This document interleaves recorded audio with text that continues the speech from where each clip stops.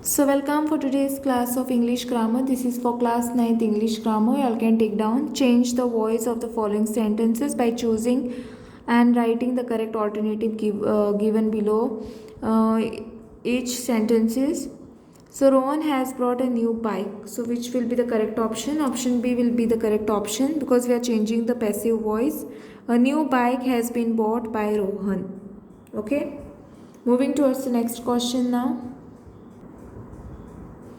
Okay, next question is I am painting a portrait. Change the passive voice. So here option C will be the correct option. A portrait is being painted by me. Okay, next question is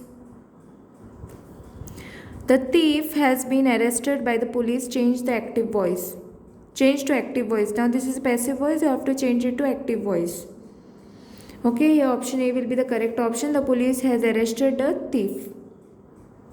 Next question is the house was built by Ranjan.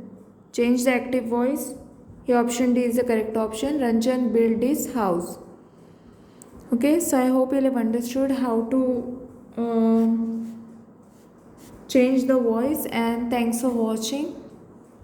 And don't forget to like, subscribe my channel and share with friends. Press the bell icon for more updates.